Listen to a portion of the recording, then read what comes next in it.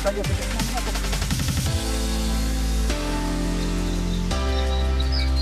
Buenas tardes, muy buenas tardes, televidentes de Noticieros Hoy Mismo, edición estelar. Les saludamos desde la cabecera departamental en Santa Bárbara. Desde aquí iniciamos con las informaciones.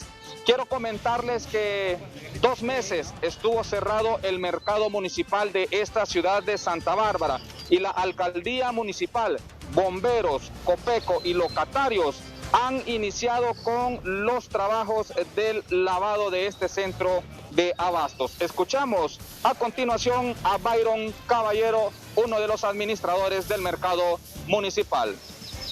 Con el propósito de primero tener higiénicamente el mercado, esperando de que si se da la posibilidad de poder abrir, pues tenerlo listo ya, y esperando de que también los locatarios tomen a bien que hay que venir aquí al mercado a quitar todo lo que está en los pasillos y podernos colaborar en esa parte. Y para poderlo abrir, ese es uno de los requisitos, tener toda la bioseguridad. Incluso se habla de un túnel de desinfección aquí en la entrada para poder trabajar bien, y locatarios solo van a estar, se va a abrir, se supone gradualmente, las verduras, y un local sí, un local no, uno para la distancia.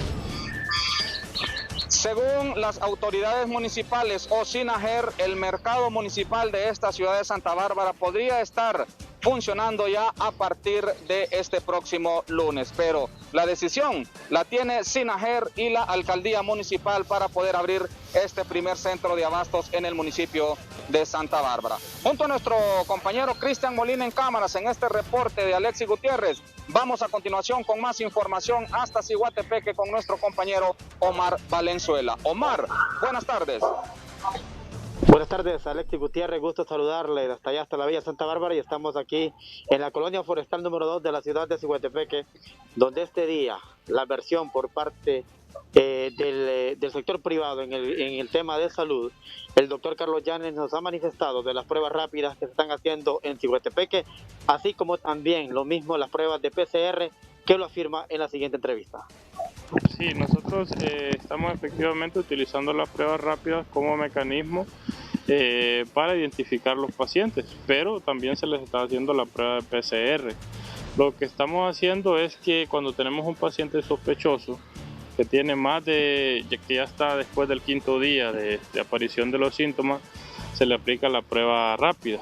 Estas se comenzaron a realizar desde principios de mayo. Ha sido una herramienta bastante útil precisamente para lograr identificar. O sea, sabemos que estas pruebas no tienen una sensibilidad, es el término que utilizamos los médicos para identificar el 100% de los casos, pero hasta en un 80% de los casos esta prueba nos va a dar positiva. Hasta ahí lo que nos ha manifestado el doctor Carlos Llanes en relación a este manejo del COVID en la ciudad de Ciguatepeque. Para evitar más contaminación o más propagación de esta enfermedad, se hacen estas pruebas, tanto estas rápidas como también las PCR, que nos ha firmado en esta entrevista. Voy con usted, Kenia Cáceres, hasta la ciudad de Danlí. Buenas noches. La noticia positiva es presentada por Claro. Sigamos conectados con doble navegación en tu plan postpago. Muy buenas noches, compañeros. Les saludamos desde la ciudad de Danlí a todo el pueblo hondureño. Y la noticia positiva pues se desprende desde la región sanitaria de salud, donde las autoridades socializaron este día las estadísticas en cuanto a las muertes materno-infantil. Y déjeme decirle que en lo que va el trimestre de este año 2020 solo se registran 2 muertes materno-infantil, con lo cual pues han reducido significativamente las estadísticas. Así nos comenta la doctora Blanca Martínez. Nos satisface, ¿verdad?, que en los últimos 5 años hemos tenido una disminución de la mortalidad materna. En este primer trimestre registramos 2 muertes maternas, una falleció por preeclampsia y otra falleció por una retención placentaria. El año pasado, el año 2019, cerramos con 4 muertes maternas. Año anterior 6, año anterior 10. Es decir, estamos disminuyendo según lo solicitado por la Organización Mundial de la Salud, por la Secretaría de Salud, y eso es por el esfuerzo que está haciendo todo el personal de nivel local, nivel regional, nivel hospitalario. Es así que por parte de las autoridades de la región sanitaria de salud han trabajado de cerca con los diferentes sésamos, sobre todo de los municipios del sur del departamento del Paraíso, que era donde se presentaban la mayor cantidad de muertes materno-infantil. Trasladamos micrófonos a nuestro compañero Francisco Zúñiga hasta Tegucigalpa. Buenas noches. La noticia positiva fue presentada por Claro. Sigamos conectados con doble navegación en tu plan postpago.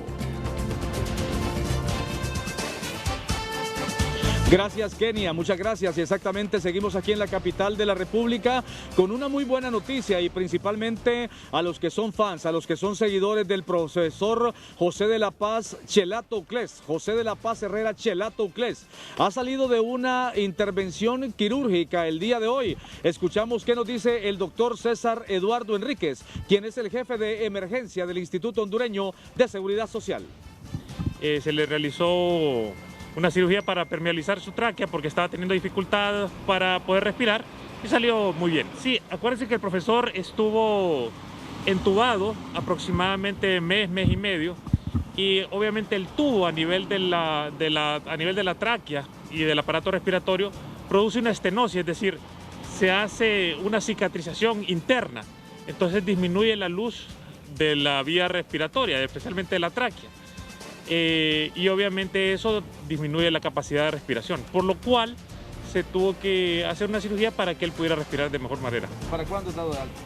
Probablemente mañana, pero evolucionó muy bien, ya estaba despierto de la cirugía y creo que el día de mañana ya se podría subir.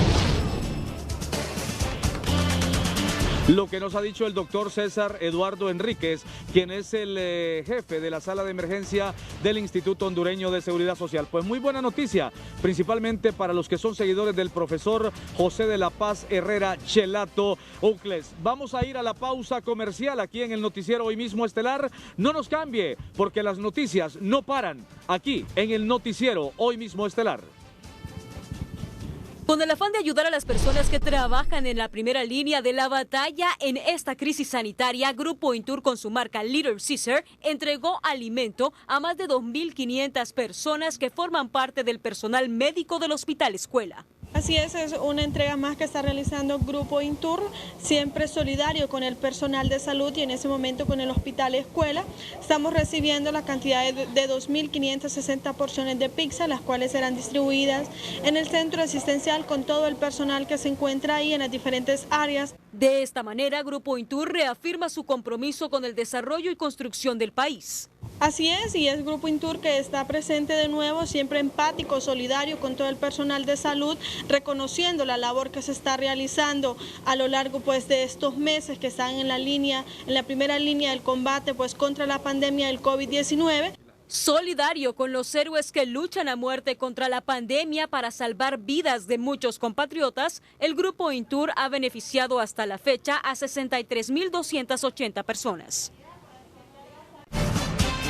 El precio del combustible es presentado gracias a Didemo Honda, la marca de motos número 1 en el mundo.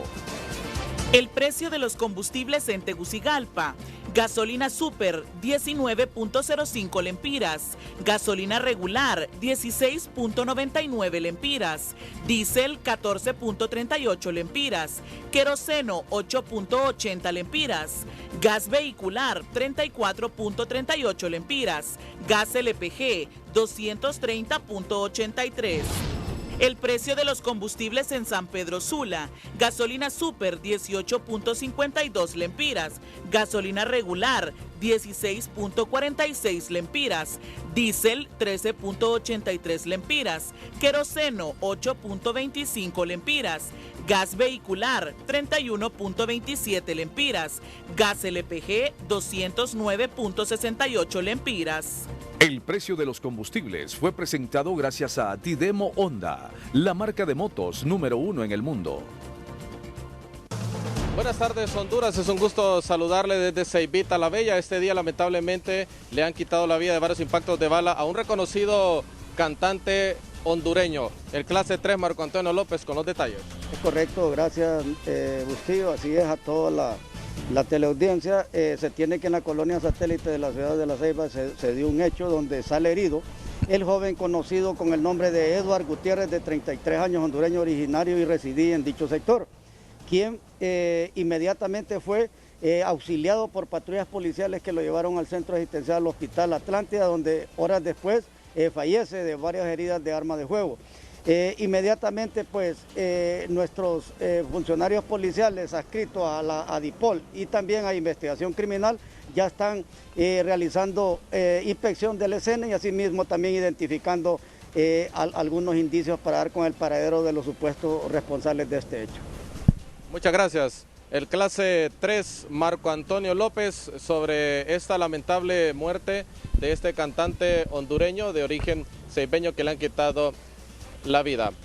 Vamos rápidamente con mi compañero Isaac Calix en la isla de Roatán. Buenas noches, Isaac. Buenas noches, continuamos con más información aquí en su noticiero hoy mismo. Hoy, 98 personas que son de la isla de Roatán y 52 que son del municipio de Santo Guardiola, haciendo un total de 150 personas, ingresaron el día de hoy a la isla. Estas personas, estas 150 son nativos de Islas de la Bahía y habían quedado varados en los diferentes municipios en todo el país.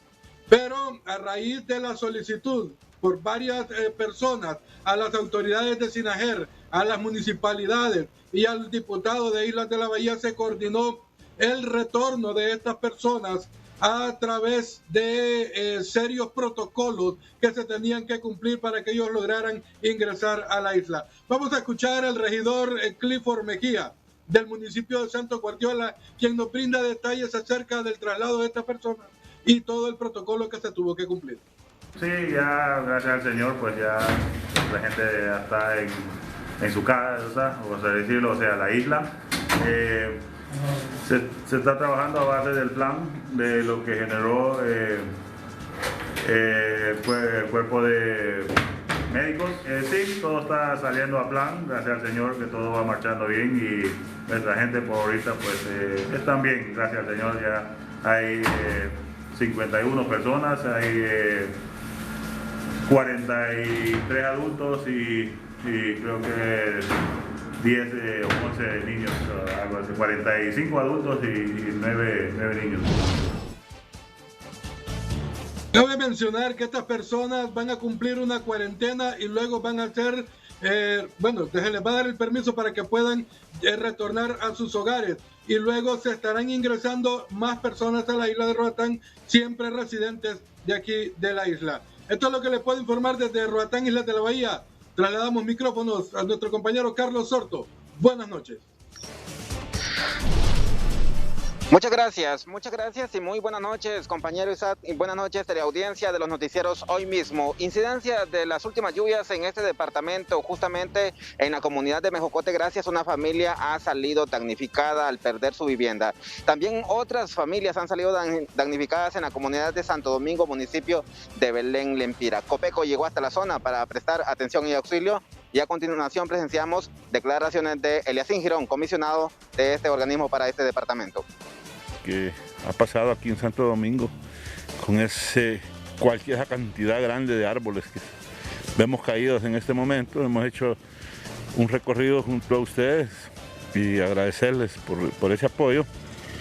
Y dice algunas personas mayores de esta comunidad que jamás en la vida habían visto un fenómeno de este tipo.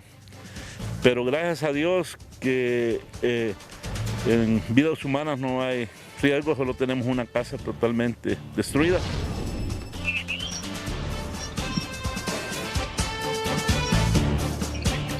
Muy bien, allí presenciamos las declaraciones del representante de Copeco para el departamento de Lempira, Eliasín Girón. Estas son las incidencias de las primeras lluvias más intensas que han caído en esta región del occidente del país, obstrucción de carreteras, el derrumbamiento de cultivos, como también algunas viviendas dañadas. Licenciado Edgardo Melgar, a esta hora desde Gracias, es momento de ir con usted al set principal de los noticieros hoy mismo. Buenas noches. Gracias, Carlos Sorto. Estos son titulares de otras noticias importantes de hoy. Los titulares son presentados por Banco Ficosa. Con su nuevo servicio depósito móvil de cheque, lo puedes realizar en tu celular a través de la app Ficosa, de forma ágil, segura y gratuita. Banco Ficosa, tu salud está en tus manos. Los taxistas se tomaron vías públicas en varias ciudades del país, exigiendo al gobierno un bono y que les permitan trabajar. El bono, porque a nosotros nos han estado dando miel con el dedo y ya no podemos seguir aguantando. Encuentran a 3 personas muertas en una lancha en La Mosquitia y 2 más están desaparecidas. Matan a balazos en La Ceiba al conocido cantante de reggaetón Eddie Rank. Capturan en San Pedro Sula a pareja que llevaba en caleta de vehículo 2.5 millones de lempiras en efectivo. Según la empresa privada, año y medio tardará en reactivarse la economía nacional y que muchos empresarios, si no es que la mayoría, no podrán pagar en junio el 14º mes de salario. Más de 100,000 muertos registra la pandemia del COVID-19 en Estados Unidos. Los titulares fueron presentados por Banco Ficosa. Con su nuevo servicio depósito móvil de cheque, lo puedes realizar en tu celular a través de la app Ficosa, de forma ágil, segura y gratuita. Banco Ficosa, tu salud está en tus manos. Este es su noticiero Hoy Mismo con Edgardo Melgar. Los taxistas se tomaron hoy varias calles y vías de acceso a la capital y de salida a la capital y entrada para demandar del gobierno un bono, alimentos y que le permitan trabajar. Los detalles a continuación con Jackie Redondo. La noticia del día es presentada por el nuevo Broncopulmin D. Broncopulmin D te recuerda usar frecuentemente gel antibacterial, incluso cuando uses guantes. Portando el pabellón nacional, los taxistas se atravesaron en la salida al norte del país para interrumpir el tráfico vehicular. La Asociación de Taxistas de Honduras denunció que solo les están dando salvoconducto a los taxis VIP. Con aire acondicionado y andamos salvoconducto. Lo dicen en Facebook ellos, lo mencionan en las tarjetas que andan, de que andan salvoconducto. Entonces, ¿a quién no le va a molestar de los compañeros que saben de esta zona? ¿Quiénes son los que andan trabajando de brujo? No es posible, no es posible. Nosotros encerrados y otros haciendo fiesta. En este sector, los transportistas obstaculizaron ambas vías, pero fueron desalojados con gas lacrimógeno. Si platicamos todos aquí, arreglamos la cosa, estamos platicando. Si usted llega, ¿quién es nosotros platicamos con usted. Estamos platicando ahorita. Estamos platicando de la marcha. Tirando gas. Mire cómo andan los ojos usted, mire su compañero cómo andan los ojos. El congestionamiento vehicular por las tomas también se presentó en la salida al oriente del país. Hay gente que le han quitado los números de taxi, los alquileres, gente que realmente no tiene ni qué comer. Y si usted no me cree a mí, pues mire a los otros compañeros. Hay muchas personas aquí que créanlo, no han ni desayunado. En la salida al sur también la calle fue bloqueada. El bono, porque a nosotros nos han estado dando miel con el dedo y ya no podemos seguir aguantando. La toma de los taxistas fueron en diferentes partes del país exigiéndole al gobierno un bono de 14,000 lempiras, alimento y reactivación de transporte y no pagar matrícula vehicular. Jackie Redondo, Noticieros Hoy Mismo. Gracias, Jackie. Olman Uclés tiene más información de lo que los dirigentes del rubro de taxi aquí en la capital, y no sé si así a nivel nacional lo va a confirmar Olman. Tienen previsto para mañana jueves. Olman, buenas noches. Gracias, buenas noches, licenciado. Y tal como usted lo apunta, la dirigencia de los taxistas, al no llegar este día ni siquiera a tener una reunión con las autoridades de transporte, han anunciado que mañana van a paralizar la capital de la República. Esto hablando en relación a lo que nos dijo el presidente de la Asociación Interdepartamental de Taxis, don Pedro Gómez. Escuchemos. Y la decisión que tomaron los compañeros es que continuamos mañana vamos a paralizar la ciudad. Es decir, porque el gobierno no nos quiere escuchar, entonces continuaremos hasta que los escuchen. O sea, si los toca estar toda esta pandemia en la calle, lo vamos a hacer. Nosotros queremos un bono compensatorio, no trabajar, porque eso tendría problemas para nosotros. Es decir, van a echar el clavo a nosotros que hemos pues seguido con esa pandemia del COVID-19. Entonces nosotros hemos sido claros que queremos un bono compensatorio, llevamos 71 y pico de días sin trabajar y no tienen ingresos los compañeros, estamos en calamidad, ya los compañeros no tienen para comprar la leche, los pañales de los niños, pagar agua, pagar luz, ya los están sacando de sus casas porque no pueden pagar el alquiler. Esto es lo que nos ha dicho más temprano don Pedro Gómez, presidente de la Asociación Interdepartamental de Taxis, que representa a no menos de 60 puntos aquí en la capital y un conglomerado de más de 7,000 taxistas. Licenciado, con usted al estudio. La noticia del día fue presentada por el nuevo Broncopulmin D. Broncopulmin D te recomienda evitar tocarte la cara, especialmente los ojos, la nariz y la boca.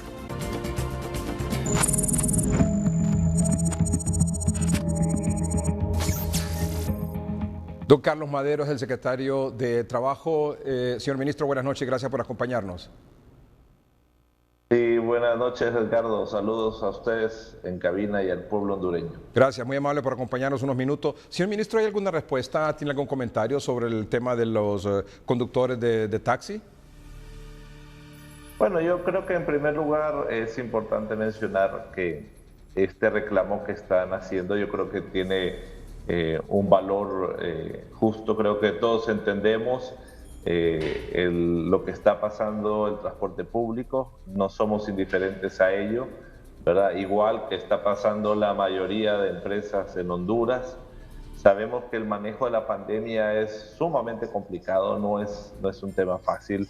El equilibrio entre salud y economía es probablemente la parte más compleja que podamos tener en esta pandemia, ¿verdad? Y obviamente no se excluye al sector del transporte público. Creo que es uno de los actores que está sufriendo más, por así decirlo, ¿verdad? Y eso lo entendemos y lo comprendemos perfectamente. Hemos estado pues tratando de entrar en pláticas con ellos, ¿verdad? Buscando escenarios para ver cómo se les ayuda, ¿verdad? No hemos podido llegar todavía a nada en firme, pero creo importante, y no solo para los taxistas, sino para todas aquellas empresas, zapateros, cuentapropistas, comerciantes. Sabemos que el tema de la pandemia está arreciando. Y claro, uno de los factores que más, por así decirlo, genera complicaciones en la pandemia es el transporte público, ¿verdad? O sea, está totalmente comprobado que prácticamente en todo el mundo donde el transporte público funcionó muy abiertamente tuvieron mucho más problemas. Ya lo vimos en las grandes ciudades, ¿verdad? Que se complicaron en los grandes países que tienen sistemas de transporte público mucho más sofisticados que los nuestros, pero nosotros esperamos pues tratar de llegar a un acuerdo con ellos, igual que con muchos cuentapropistas.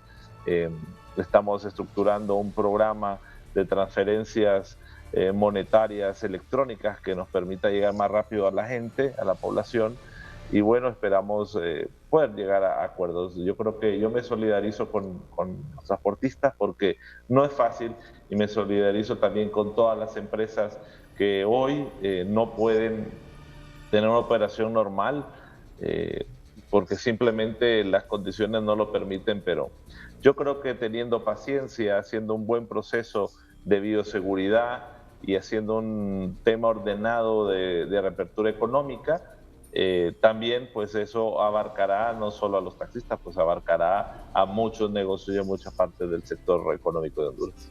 Señor ministro, dentro del programa que tiene establecido el gobierno con otros sectores y esta calendarización de la reapertura económica, más o menos tiene usted una idea de cuándo podría el transporte urbano o interurbano entrar en ese calendario, si es que está o no está? Calendario que tengamos que estructurar, lo hemos estado discutiendo en las mesas. Yo quisiera agradecerle a los participantes de la mesa, que es prácticamente una mesa transversal de la sociedad hondureña. El tema de transporte público es un tema que tiene que ir de la mano, porque de nada sirve hacer una apertura inteligente si la gente no se puede mover.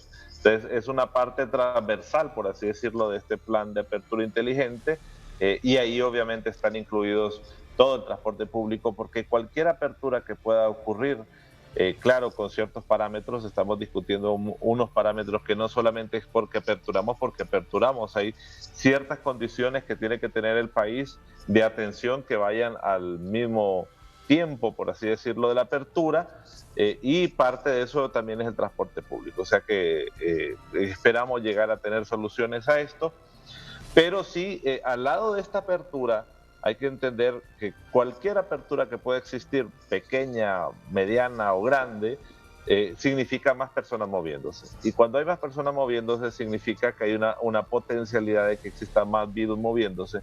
Y para eso tenemos que estar preparados en el sistema de salud. O sea, estamos hablando de tener estas...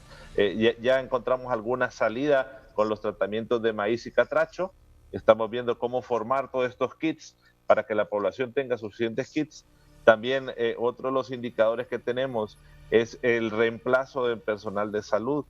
Sabemos que aunque algunos tengan medidas de protección, hay una posibilidad de contagiarse muy grande y tenemos que tener un programa de reemplazos que nos diga cómo vamos a ir cubriendo para que el sistema no colapse. Uno de los temas, Edgardo, y que la población tiene que saber, o sea, es muy probable que casi todos nos lleguemos a contagiar. Lo que estamos tratando de evitar es que no nos contagiemos todos al mismo tiempo, porque si nos contagiamos todos al mismo tiempo, colapsamos el sistema de salud. Hasta el momento y al día de hoy, el sistema de salud, y yo quiero reconocer y felicitar a todos los médicos, enfermeras, técnicos de laboratorio, técnicos de salud, han podido ir controlando. Estos médicos que crearon estos tratamientos maíz y catracho, se ha podido venir controlando el sistema de salud en los hospitales. Ahora, si lo llegamos a sobrepoblar, va a reventar. Entonces, ¿qué es lo que tenemos que hacer en la apertura inteligente? Tener un manejo inteligente de la pandemia y una apertura inteligente al mismo tiempo, porque también sabemos que el costo de que hoy tengamos una cantidad muy controlada de muertes y de personas que se pueden seguir atendiendo es un costo que usted que está en el set, que yo que estoy acá, que los que nos están yendo, que la empresa, que el trabajador informal, que el zapatero, que el taxista, es un costo que lo está pagando toda Honduras. Y eso lo tenemos muy claro, y por eso es que vamos a tener que entrar en una apertura, pero tiene que ser una apertura que vaya al lado de indicadores que permitan hacer esa apertura. Sería irresponsable hacer una apertura si no tenemos los cuadros de atención de las personas. Ya descubrimos que si la gente viene y cuando tiene el síntoma rápidamente va al centro de salud y se le da el tratamiento maíz, ya sabemos que es una persona que podemos controlar, por así decirlo. O sea, significa que esas personas no van a llegar a un nivel de hospitalización. Entonces, esta apertura tiene que ir estrictamente acompañada de estos indicadores. Igual, por ejemplo, el suministro de equipamiento de bioseguridad, porque al final son nuestros trabajadores de la salud los que están librando esa batalla, y no podemos, es como que tuviera un ejército con un ejército muy grande de un lado y un ejército muy chiquito atacando a ese ejército. Entonces, este ejército grande, que es el coronavirus, puede fragmentar el ejército de los médicos si no sabemos o no tenemos la conciencia de los hondureños de que no podemos salir de la casa a menos que no sea algo necesario. Y eso también va a pasar por la apertura inteligente. No podemos hacer una apertura de un solo de la sociedad, no se puede. Simplemente, si nosotros lo hiciéramos, seríamos totalmente irresponsables en hacerlo. Y lo que sí estamos tratando de hacer es una línea de tiempo, que la estamos trabajando ahorita, que tiene que ver con insumos, tiene que ver con personal, y que vaya al mismo tiempo alineada con las posibles aperturas que pueden ocurrir. Sí. Hemos hecho una distribución, por así decirlo, de los territorios, dividiendo en 3 tipos de municipios: municipios con baja incidencia del virus y baja densidad poblacional. Hay municipios en Honduras que no está el coronavirus, o sea, puede ser que estén en la mayoría de departamentos, pero no significa que la mayoría de municipios. Después tenemos municipios de incidencia media, que tienen entre 1 y 30 casos, y tenemos municipios que tienen bastante incidencia, que es el caso de Tegucigalpa, el Valle de Sula, que tendrá que tener otro tratamiento. Sí. Señor ministro, y obviamente comparto con usted lo que ha manifestado en relación a que este reabrir, esta reapertura debe ser regionalizada, que imagino que lo que han discutido en la mesa técnica debe ser por ciertos rubros, de manera ordenada, de manera prudente, de manera disciplinada, es decir, responsable. Usted manifestaba que para reabrir se necesitan tener las condiciones que acompañen esta decisión. Y dentro de esas condiciones se trata del manejo de la pandemia. Y el manejo de la pandemia, usted lo ha dicho, es tener mascarillas, la distribución de mascarillas hasta el último hondureño en el último rincón del país, tener los centros de salud con el personal rotado, alternado, como usted lo manifestó, tener los kits del medicamento, en este caso el maíz, que si se atiende al paciente a los primeros síntomas, ese paciente no se complica, no viene al hospital y no muere. Y también tener los sistemas de bioseguridad en las empresas para que efectivamente los colaboradores, los empleados puedan trabajar en un ambiente de seguridad. Más lo que yo entendería que haría el gobierno, un trabajo de supervisión de que en efecto eso se esté cumpliendo. La gran pregunta en este caso es, para el 1 de junio, es decir, el próximo lunes que se tiene establecida esta reapertura, ¿estas condiciones están dadas, sí o no? Pues ahorita estamos haciendo ese análisis casualmente, Edgardo. Hoy tuvimos a la mesa, ha tenido, por así decirlo, se dividió la mesa en dos. Una parte de la mesa del comité ejecutivo está viendo la dotación de medicamentos, ¿verdad? Si tenemos, si no tenemos, y si no tenemos, ¿qué tenemos que hacer para llegar a tenerlo en un tiempo muy corto, ¿verdad? Y por otro lado, tenemos otra parte de la mesa que está haciendo la comparación de la tendencia del virus con los municipios, ¿verdad? Y cuándo en el tiempo nos permite llegar a alinearlos. Esa es la discusión que tenemos ahorita, no sabemos todavía ciencia cierta si va a ser el 1 de junio, pero esa es nuestra meta, querer llegar a hacerlo, pero ya probablemente entre mañana y pasado ya vamos a poder tener una claridad de lo que va a pasar y cuál va a ser el tratamiento. Ahora, algo que sí está claro y que la población lo tiene que tener.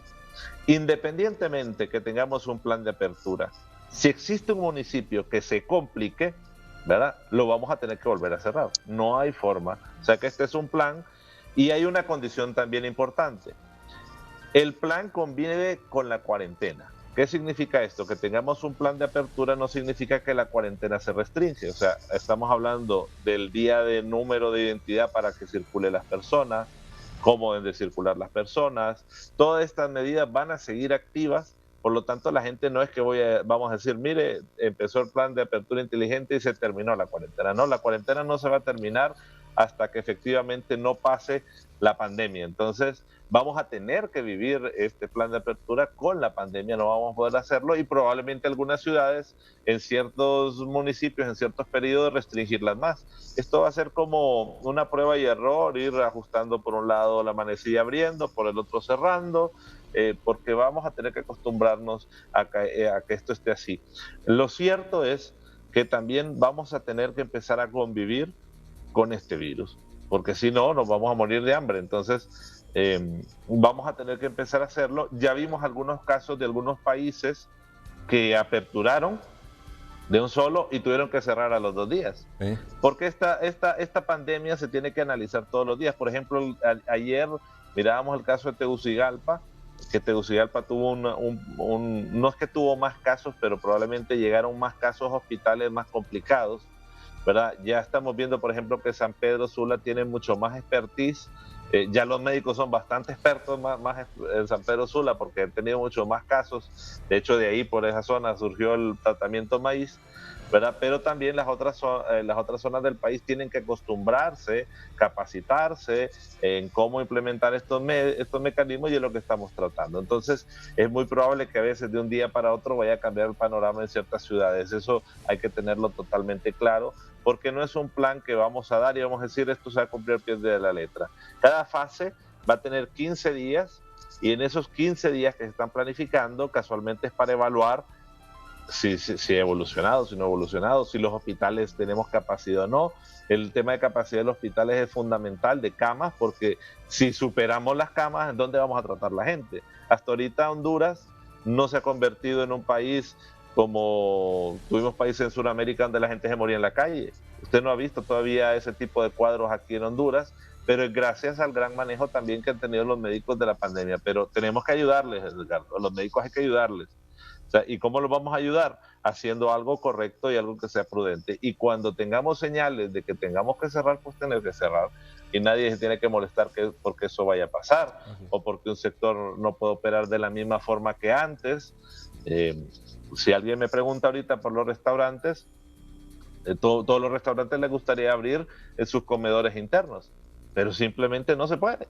Tienen que operar de esa forma ahorita. Así es. Pues igual pasará con el transporte. Si yo le preguntara al transporte, todos quisieran que llevaran todos los asientos llenos, pero no se va a poder tampoco. Igual que los restaurantes no pueden tener abiertos sus comedores porque hay un tema de distanciamiento social que se tiene que llevar a cabo y vamos a tener que aprender a convivir con eso. Así es, y no solo eso, sino que el momento en el que estamos viviendo en este momento, que es decir, en esta etapa de la pandemia, fase 4, hay quienes dicen que podríamos incluso ir entrando ya hasta fase 5. Usted lo decía, señor ministro, la clave de todo esto, ¿cómo le ayudamos a los médicos? La clave, señor ministro, es que estén funcionando los 1.600 centros de salud a nivel nacional, que esos 1.600 de salud tengan el personal médico y tengan lo que usted mencionó, el kit del medicamento, el maíz, para que el paciente pueda ser abordado de manera temprana y no se complique y no venga a morir al hospital. Así de sencillo. Esa es la clave. Esa es la clave. Y mire, no hay otra forma de abordar esta pandemia que no sea de esa forma. Así es. Ahora, tenemos que quitarnos la población. Bueno, primero, la gente tiene que aprender, Edgardo, a ser responsable.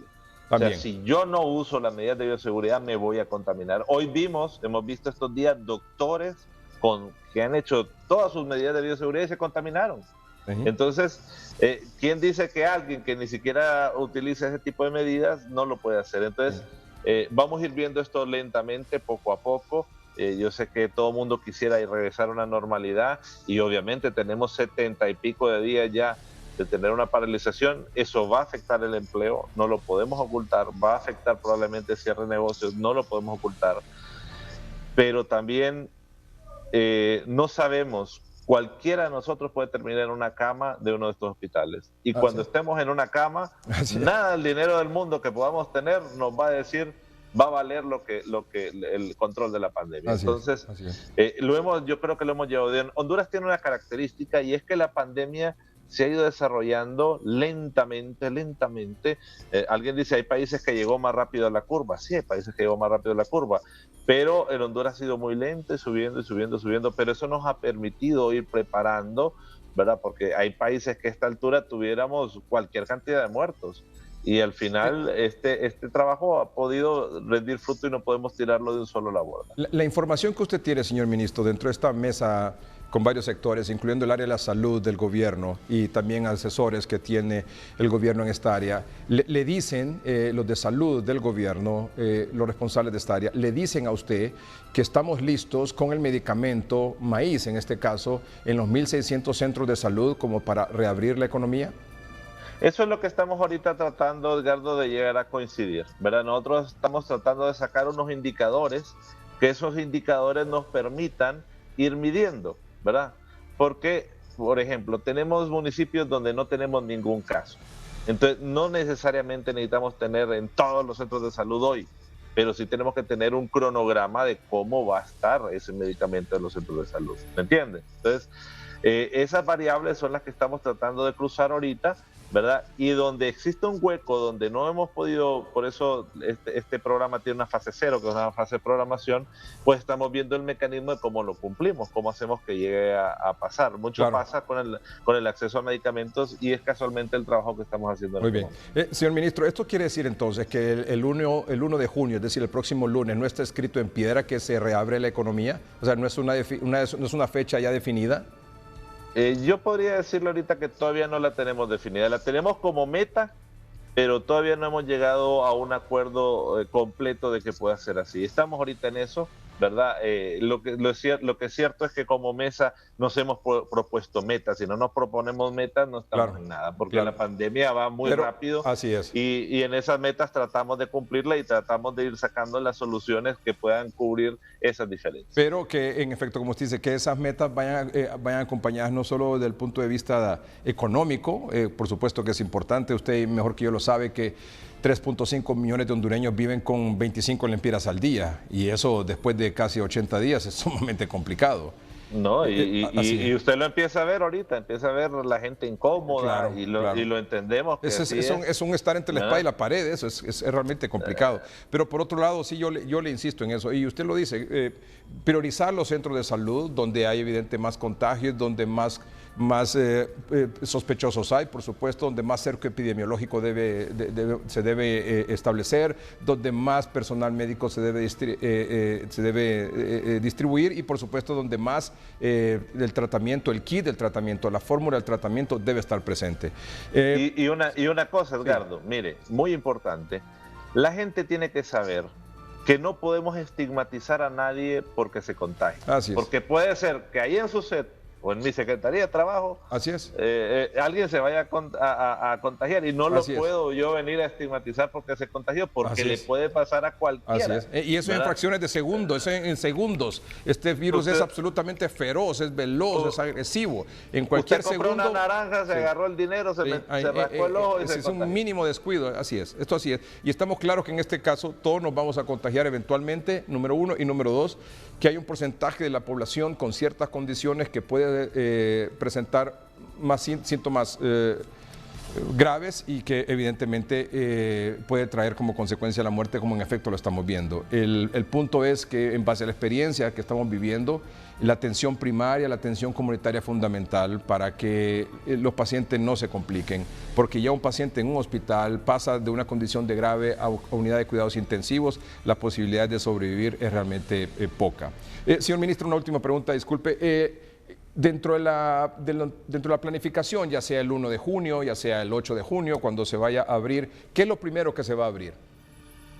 Bueno, ahorita nosotros llevamos una planificación, o sea, lo que se ha ido estructurando y lo que está ahorita en discusiones, que sea una apertura que sea transversal. O sea, porque no solamente es una apertura de empresas, también hay organizaciones, hay un montón de cosas, ¿verdad? Entonces, que esta apertura sea transversal y que pueda ser en porcentajes. Obviamente, mientras nosotros llegamos y podemos irlo a afinar, probablemente sigamos teniendo más sectores que puedan ir haciendo estos procesos, que nos ha ido muy bien, por cierto, en los pilotajes. El tema de pilotaje realmente ha funcionado. Usted ha visto que la pandemia se ha ido desarrollando, pero los pilotajes no han incidido, por así decirlo.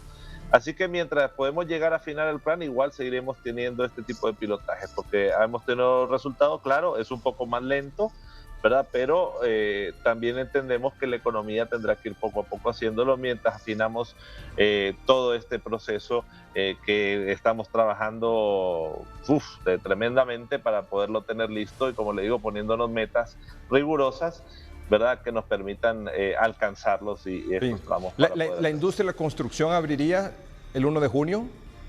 Ya la industria de la construcción está aperturando, ellos ya tienen, ya pasaron sus pilotajes, ¿verdad? Ya van por etapas, se desarrollaron por etapas y, como les decía, claro, estos pilotajes, como solo son por sectores, pues no abarcan a todo el mundo, ¿verdad? Pero permiten aperturas bastante ordenadas. Probablemente tengamos otros sectores así que vamos poco a poco, ¿verdad? Mientras llegamos y terminamos de afinar. Claro. Solo quisiera puntualizar un poco, porque hay muchas preguntas en ese sentido. ¿Qué sectores serían los que comenzarían a reabrir cuando ya se tome esta decisión, después de las consideraciones que usted anunció esta noche?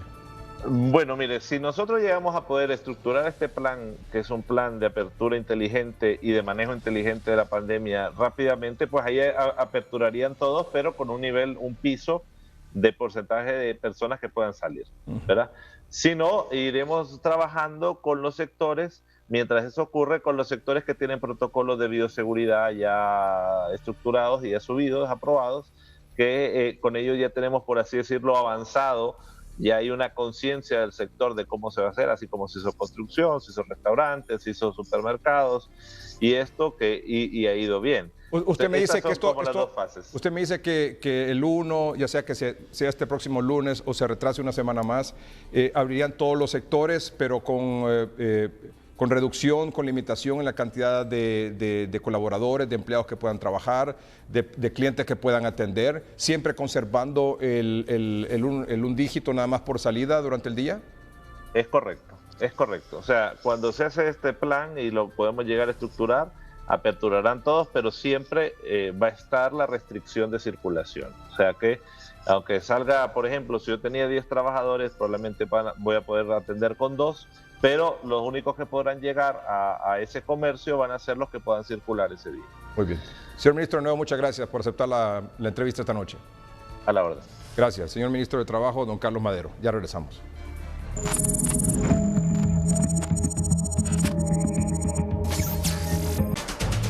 Autoridades de salud de la zona norte buscan descongestionar de pacientes COVID-19 a los hospitales públicos de San Pedro Sula, trasladando al gimnasio municipal los que tienen condición estable. Ante la elevada cantidad de pacientes con COVID-19 internados en los hospitales Mario Catarino Rivas y Leonardo Martínez Valenzuela, las autoridades de salud en San Pedro Sula han optado por trasladar pacientes ya estables al gimnasio municipal, a fin que haya más cupos disponibles en estos dos centros asistenciales públicos. El hospital cuenta con una capacidad de 92 camas. El día de hoy tenemos un ocupamiento de 60 pacientes hospitalizados. Más o menos podríamos decir que el hospital anda en un 80-81% de ocupación. Además tenemos ya el convenio con el gimnasio municipal que ellos nos están apoyando con aquellos pacientes que ya prácticamente están casi recuperados. En el gimnasio municipal ya se le ha dado de alta a 10 hondureños que vencieron el COVID-19 y según el director Luis Vanegas hay suficiente espacio disponible para los pacientes estables que remitan del hospital Mario Catarino Rivas y de Leonardo Martínez. Ahorita tenemos, con 2 que trasladamos hoy, son 20 y tenemos ahorita espacio para 49 camas. Esto se hace para ellos, para quitarle las cargas a ellos, para por lo menos ellos vayan recibiendo pacientes nuevos. Y así, esto es un trabajo en equipo, tanto como el Catarino como el Leonardo. Según la jefa de la región de salud en San Pedro Sula, Lesbia Villatoro, se ampliarán más áreas en los hospitales, pero no encuentran especialistas para atenciones disponibles. Tenemos ahorita pues una escasez de recursos humanos debido a que pues por la emergencia los recursos especializados, por ejemplo los médicos intensivistas solamente son 7 en toda la ciudad de San Pedro Sula y se encuentran turnando en los 3 hospitales de atención de aquí de la ciudad. Asimismo, internistas están escasos y los que se encuentran están rotando por todos los hospitales. Sí, es bien difícil en este momento pues aperturar nuevas salas si no tenemos el personal capacitado para poder brindar una atención en estos lugares. En el hospital Mario Catarino Rivas solo hay una cama disponible de las 34 con las que cuentan, por lo cual, según las autoridades de salud, se estaría habilitando en los próximos días el 4º piso de este sanatorio para cubrir la alta demanda de pacientes con COVID-19. Jason Maldonado, Noticieros, hoy mismo. Una pareja fue detenida la madrugada de hoy en una colonia sanpedrana en posesión de 2.500.000 lempiras ocultos dentro del baúl de un vehículo turismo color gris y que al momento que las autoridades de la Dirección de Lucha contra el Narcotráfico les consultaron su procedencia, no pudieron justificar de dónde habían obtenido esa cantidad de dinero, por lo cual fueron puestos a la orden de la Fiscalía por el delito de lavado de activos. Las autoridades policiales le dieron captura a un hombre en la aduana de Corinto, frontera entre Honduras con Guatemala, por el delito de lavado de activos, a quien se le decomisó más de 350.000 lempiras en billetes de diferentes denominaciones y nacionalidades. La Fuerza Nacional Antibares y Pandillas capturó a 2 supuestos cabecillas de la Mara Salvatrucha en la colonia Santa Fe en Villanueva Cortés, conocidos con los alias de El Escorpión y Don Omar, a quienes se les decomisó listas de personas a quienes supuestamente les cobran extorsión, dinero en efectivo y un arma de fuego. Empleados del transporte público en San Pedro Sula protestaron hoy exigiendo a las autoridades del gobierno la reactivación de sus operaciones bajo las medidas de bioseguridad o que les hagan efectivo la bonificación prometida, ya que llevan cerca de 70 días de tener paralizadas sus unidades. Las autoridades de salud llegaron hoy a darle seguimiento a los ancianos del Asilo Perpetuo Socorro que dieron positivo por COVID-19 para verificar el estado de salud de ellos. Cabe destacar que de este lugar 39 personas dieron positivo y lamentablemente se registran 4 fallecimientos. Casa por casa salieron hoy en el barrio Medina de San Pedro Sula la Brigada Médica Cubana junto a las autoridades de salud para encuestar a la población y detectar casos de COVID-19 y así evitar su propagación. Jason Maldonado, Noticieros, hoy mismo. 3 personas acribilladas a balazos fueron encontradas en una lancha flotando en la laguna de Ébano, municipio de Brus Laguna, en Gracias a Dios, y otras 2 personas están desaparecidas. Desde el día de ayer, prácticamente en horas de la noche, se tenía una información de un total de 5 personas desaparecidas. De inmediato se han movilizado diferentes equipos de la Fuerza de Tarea Conjunta Paz García, nuestras Fuerzas Armadas, del Apostadero Naval, también personal técnico de investigación de la ATI y Ministerio Público. Ya el día de hoy se han estado ejecutando operaciones en el sector de la laguna de Ivans, donde se han encontrado prácticamente 3 cuerpos ya sin vida, 2 que estaban a bordo de una lancha tiburonera sin motor y uno que estaba prácticamente en un bordo. Ya los cuerpos prácticamente han sido recogidos, han sido examinados a través de medicina forense e entregados también a sus familiares en el sector de la laguna de Ivans. Voy a proporcionar los nombres de las personas que se reportaron, que han sido fallecidas, entre ellas Francisco Reinero Velázquez Barahona, de 37 años, Jerry Saúl Chicas Arana, de 21 años, Fernando Velázquez Barahona, de 26 años. Se reportan hasta el momento 2 personas desaparecidas, entre ellos Inverro Figueroa Padilla, este es originario de Cocovila, y otra persona que aún no se ha identificado. Las operaciones continúan en desarrollo en búsqueda de las otras 2 personas que aún están desaparecidas. Lo que se maneja preliminarmente como una hipótesis, licenciado, es que podría ser algún enfrentamiento entre bandas criminales, lo que dejó el saldo de 3 personas fallecidas y las otras 2 que aún están desaparecidas. Esto lo van a confirmar los cuerpos de investigación que están en la zona. Unos 50.000 microempresarios de la belleza, entre peluqueros, barberos, maquillistas, dueños de salones y academias de belleza, están solicitando al gobierno apoyo para hacer frente a sus compromisos debido a la precaria situación en la que se encuentran desde que comenzó la cuarentena. Este viernes será habilitado el Palacio de los Deportes de la Universidad Nacional Autónoma de Honduras, donde operarán un total de 130 cubículos para enfermos con COVID-19. En estas instalaciones se atenderán 20 pacientes en cuidados intermedios y 110 en cuidados mínimos. Las últimas lluvias registradas en el país dejan el trágico saldo de 2 personas fallecidas. Copeco confirmó que una mujer originaria de Esquías, Comayagua, falleció producto de un alud de tierra, mientras que en la laguna del Pedregal, en Comayagüela, un joven de 19 años murió por una descarga eléctrica. Vendedores del mercado La Isla solicitan se les permita abrir el centro de abastos para limpiar el mismo, ya que luego de 70 días cerrado se ha convertido en un foco de contaminación y en un nido de ratas. En la salida al oriente de la capital, en el sector de la colonia Villanueva, al menos 3 viviendas ubicadas a la orilla de un barranco están en peligro de ceder debido a la saturación del suelo por el agua que ha provocado derrumbes en la zona. Para Noticieros, hoy mismo, Elvira Espinal.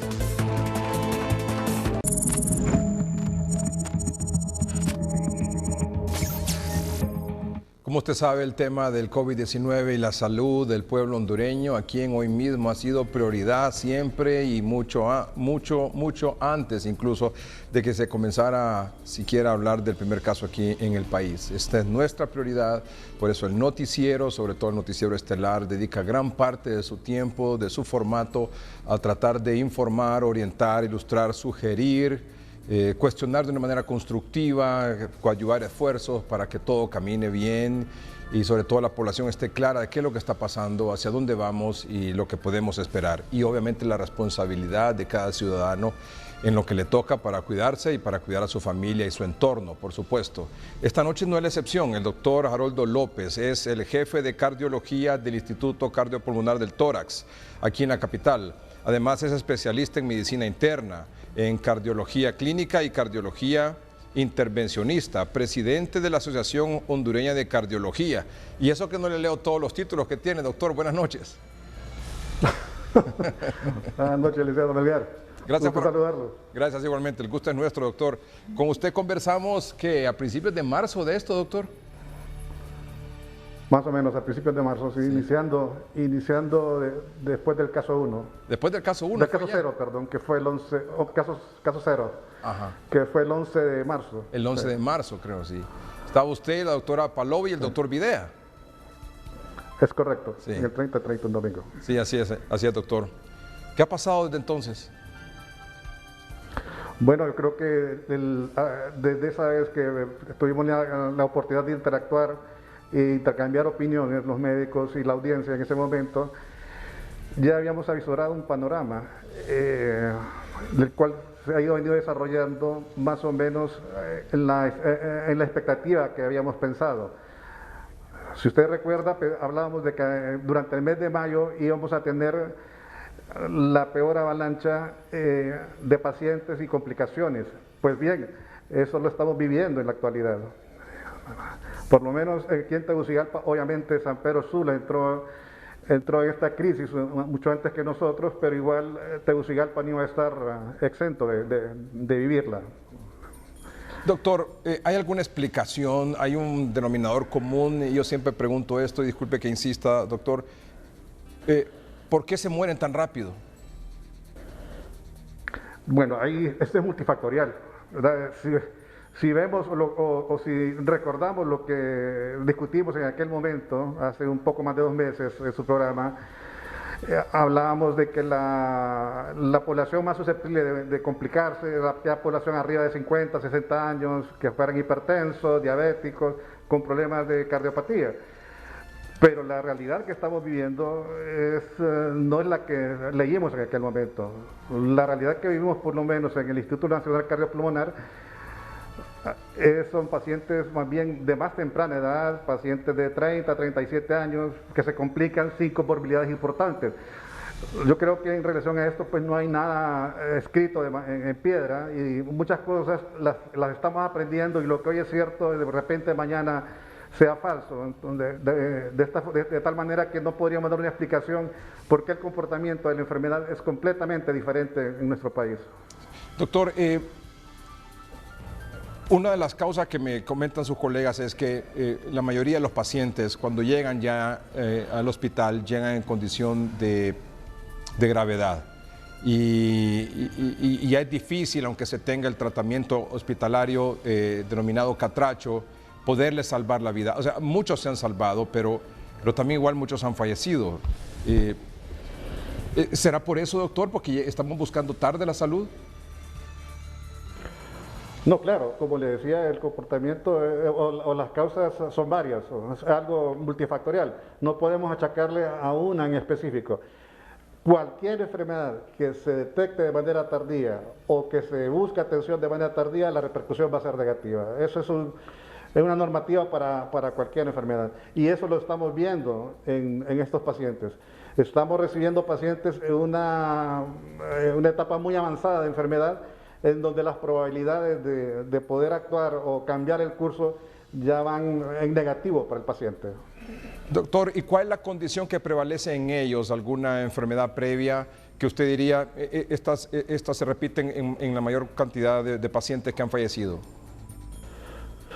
Como lo mencionaba, obviamente el paciente que tiene una enfermedad como problemas de cardiopatía o diabetes, ese tiene más posibilidades de morir. Pero, insisto, estamos viendo pacientes jóvenes que no son diabéticos, que no tienen cardiopatía y están evolucionando hacia la muerte. Obviamente, uno de los factores, el que usted ha mencionado, es la búsqueda de atención de manera tardía o detección tardía del problema, de tal manera que estamos abordándolo ya en una fase mucho más avanzada. Cuando se aborda en una fase ya avanzada, ¿se puede tener cualquier medicamento o incluso una vacuna que se aproxime a hacer cura y va a ser muy difícil, doctor, salvar la vida? Una vez que nuestro paciente ha caído en esta fase avanzada, hacemos todo lo humanamente posible por tratar de controlar toda la cascada de la inflamación y que este paciente no progrese o no llegue a requerir ventilación mecánica, ya que las probabilidades una vez que entra ventilación mecánica son bastante pobres de sobrevivir. Estamos hablando de un 10 a un 15% que pudiese sobrevivir, ¿verdad? De tal manera que si lo detectamos más temprano, lo tratamos más temprano y evitamos la progresión, tenemos más probabilidades de rescatar a un paciente. Ayer por la noche me pareció algo, y no sé si usted lo sabe, doctor, probablemente sí en los grupos de médicos, especialistas sobre esto del COVID, ocurrió algo, bueno, me imagino que usted tiene experiencias también dramáticas ahí en el tórax y pacientes que usted mira, pero ayer un paciente que estaba en condición grave, una persona adulta, ¿sí? En el Seguro Social, doctor, en el Seguro Social aquí en Tegucigalpa, lo iban a trasladar, iba en camilla, lo iban a trasladar hacia la unidad de cuidados intensivos porque se había complicado. Ese hombre se bajó de su camilla y dijo que prefería ir a morir a su casa. Sí, me enteré de este evento. Eso me pareció a mí, doctor, esa es, porque sabe que una persona que, como usted lo dice, ingresa a cuidados intensivos, las posibilidades de que, bueno, de hecho, desde que sale de su casa hacia un hospital, no lo vuelve a ver la familia. Y él decidió... Es correcto.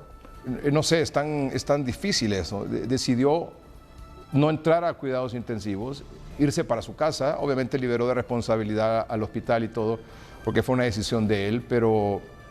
Y en el hospital le dijeron, bueno, aquí vamos a estar esperando para recibirlo en el momento que usted si así lo decide.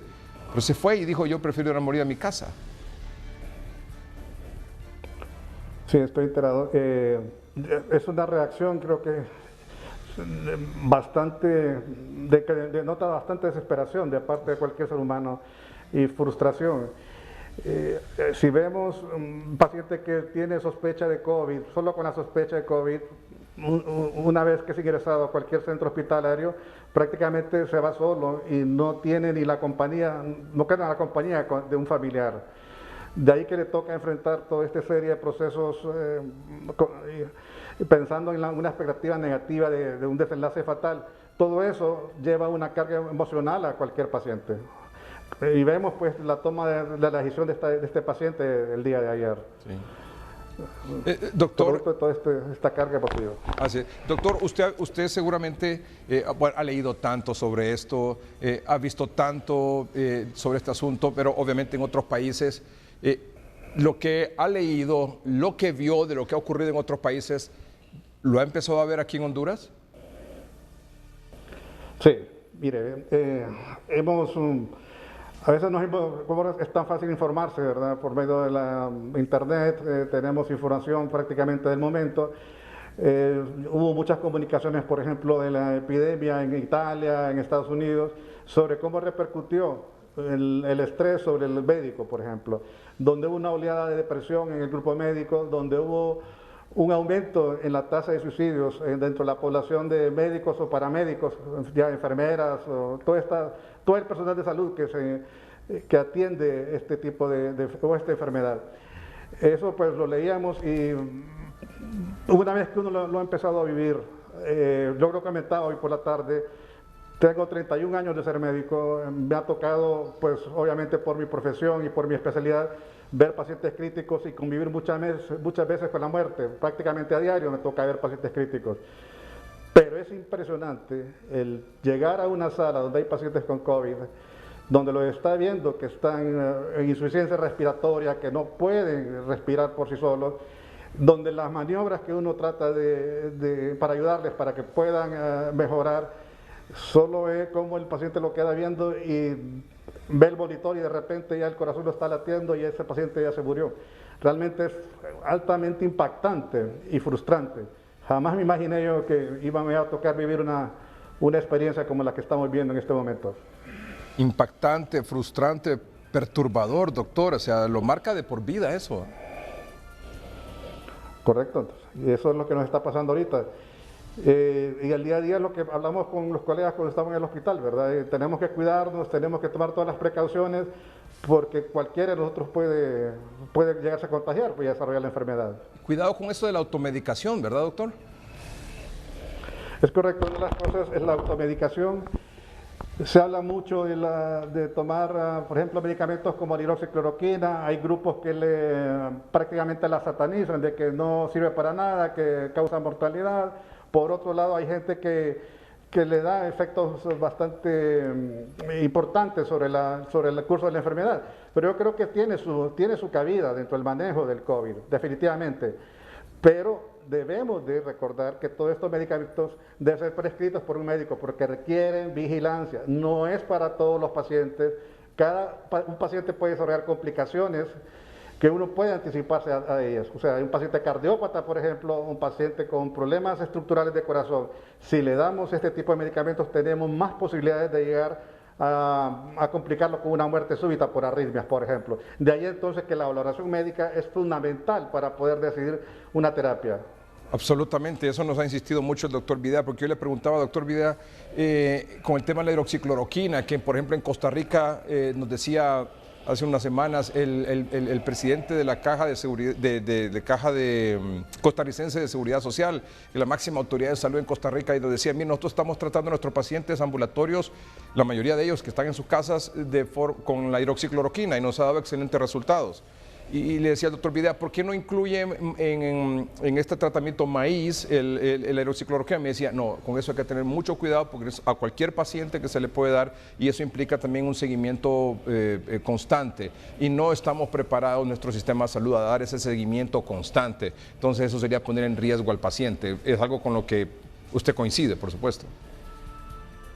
Sí, parcialmente, pero creo que debemos ir trabajando prontamente a poder iniciar pacientes con hidroxicloroquina con una adecuada vigilancia. No veo por qué no podamos iniciar.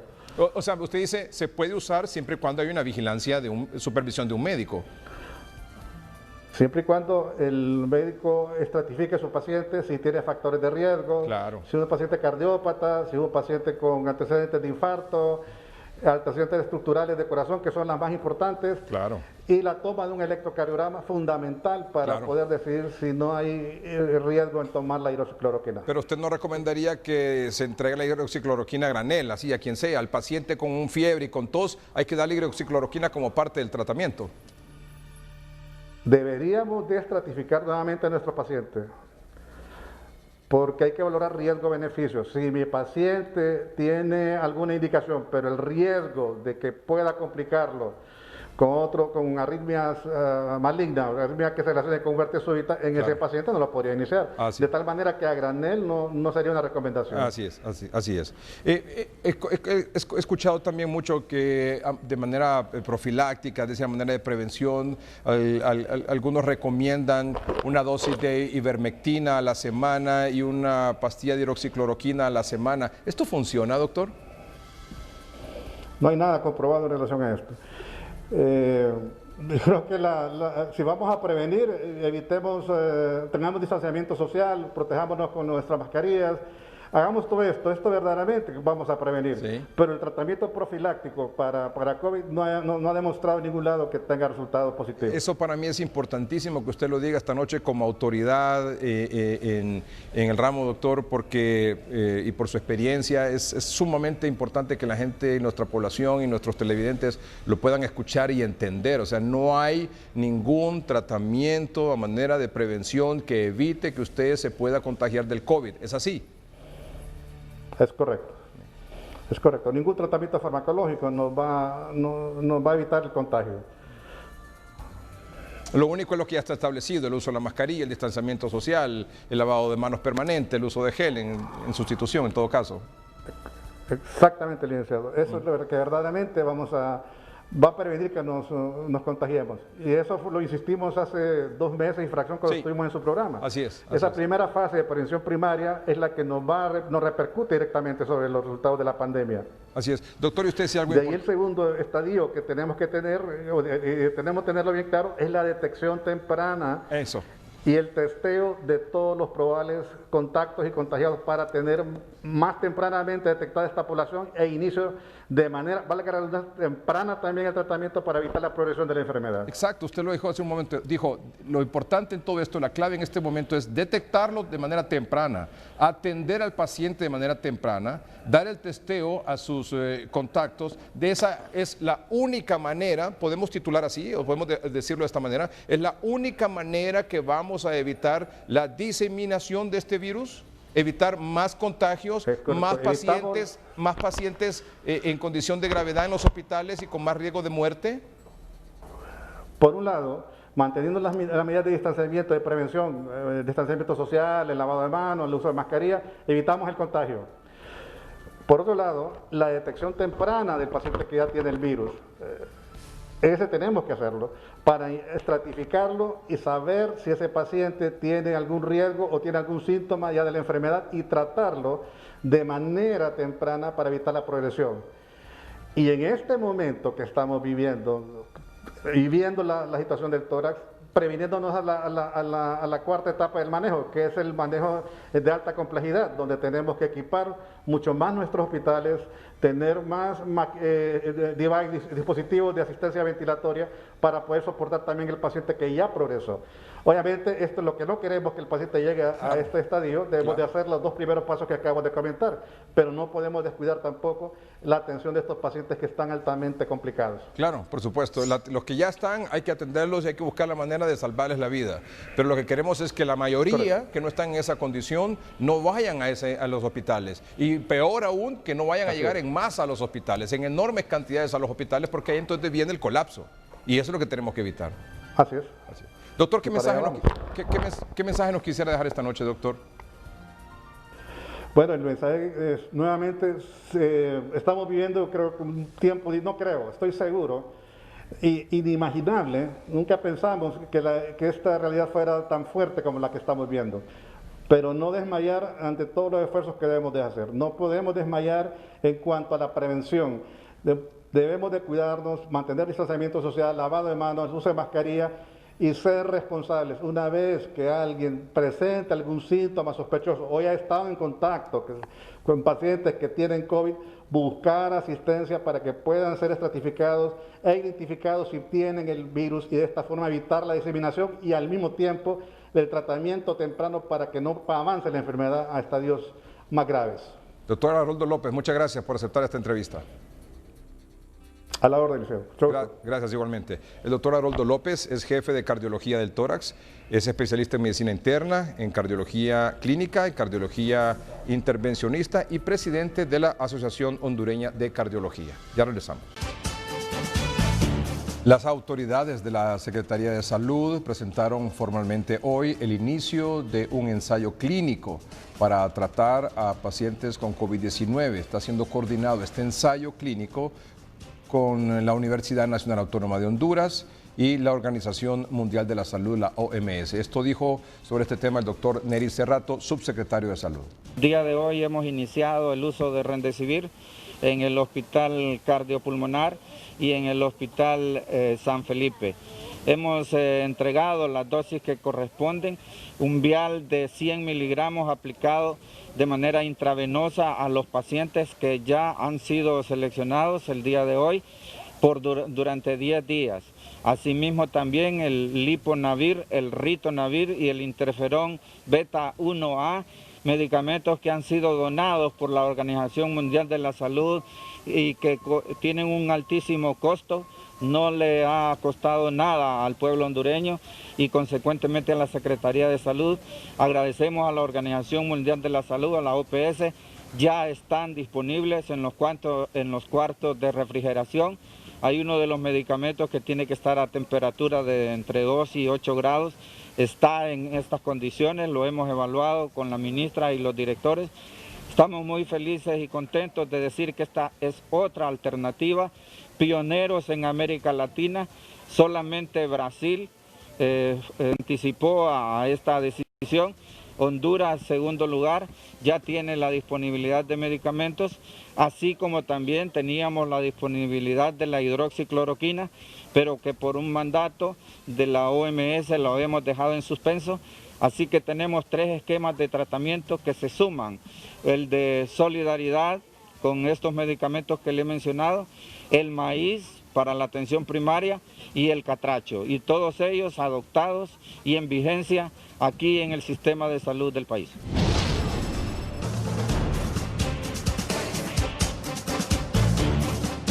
Así que hagan lo que hagan, digan lo que digan, inventen lo que inventen, o como decimos en mi pueblo, relinchen lo que quieren, corcoveen como quieren. Este país no es tierra fértil para sus fechorías.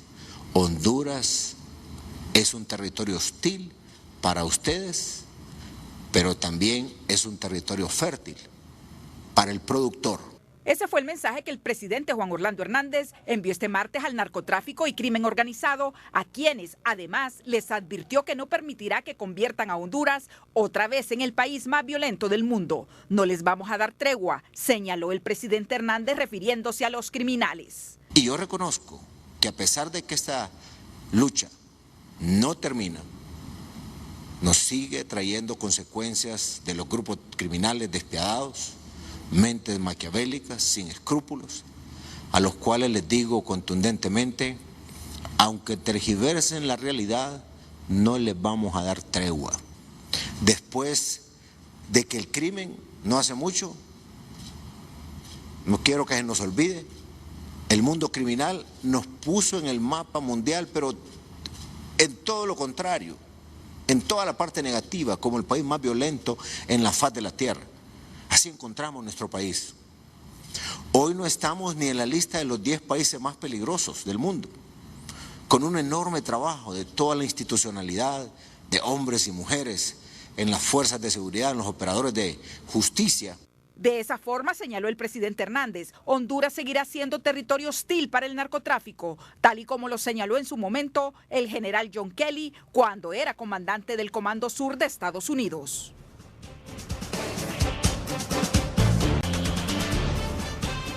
No hay tiempo para más, solo para agradecerles el favor de su atención. No se olvide, mañana jueves, la presentación del doctor Omar Videa sobre lo que ha pasado en estas últimas 10, 11 semanas con respecto al COVID-19 y las proyecciones. No se lo pierda, mañana a las 7 de la noche. Buenas noches y que estén bien.